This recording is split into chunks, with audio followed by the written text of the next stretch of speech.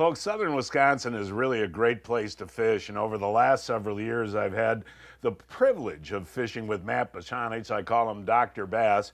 But Matt has grown up in southern Wisconsin and fished from the Mississippi River in southern Wisconsin all the way across to Lake Michigan and everything in between. And Matt is really a true bass expert, but also has a lot of knowledge of fishing in southern Wisconsin. Well, good news, Mandy B. We finally have enough ice at least to walk out and maybe use an ATV on our area lakes down here in southern Wisconsin. What are you hearing for the fishing conditions? Yeah, John, it's been interesting. We were able to get out right away on like 2 to 4 inches of ice, and then we had a tough 3 weeks here. So most of the lakes, because most of our lakes are under 1,500 acres down here in southeastern Wisconsin, so there's a lot of shallow, weedy bays, and most lakes have 4 to 5 inches, even 6 inches in all the bays. You got to be careful. You're gonna venture out in the middle of the lakes to the deep basins, but there's a lot of good fishable ice walking around right now. Okay, are we fishing early ice conditions? Are the fish still shallow or what?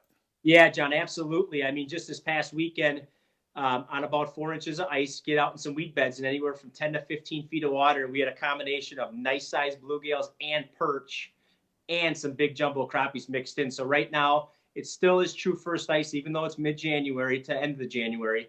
But there's still a lot of green weeds and a lot of shallow fish for game fish and panfish. So deeper green weeds, is that what you're looking for the panties? Yep, I like to break down the southeastern Wisconsin lakes two different ways. You have a true weed flat, anywhere from 5 to 15 feet of water, where it extends really far out into the lake.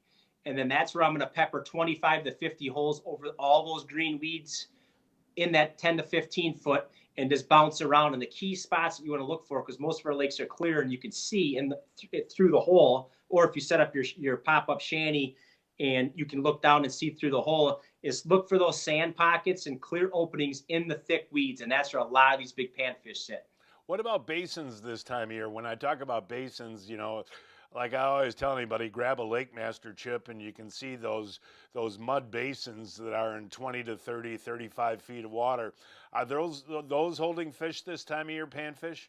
Yeah, usually, and I've always said this for bass, since we love to bass fish together, is a lot of times you have your open water fish, I like to say, and your fish that always live shallow.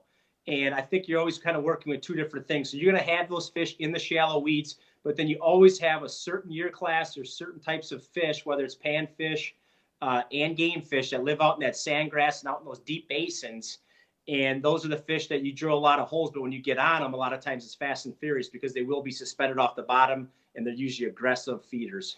I hear they're getting a few walleyes towards evening on Pewaukee on the weed edges too, right? Yeah, John, Pewaukee's been really good. I mean, the best spot to focus on is on the west side. It's a giant flat that goes all the way out 400 yards off that west boat ramp. It's really easy access.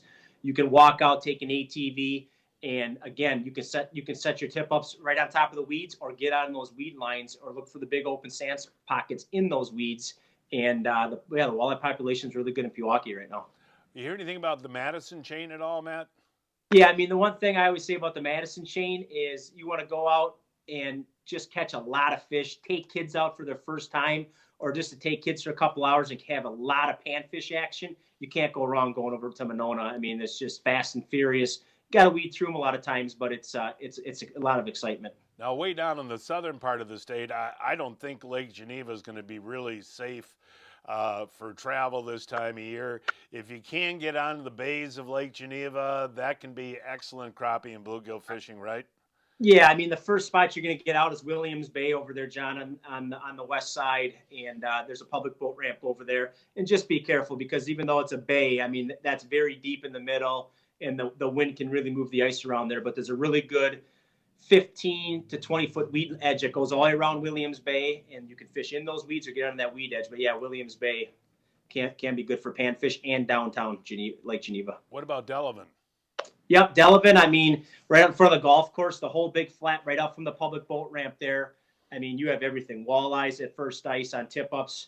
You have pike, and you definitely have a lot of crappies and a lot of bluegills. And the crappie population has come back real nice here the last couple of years.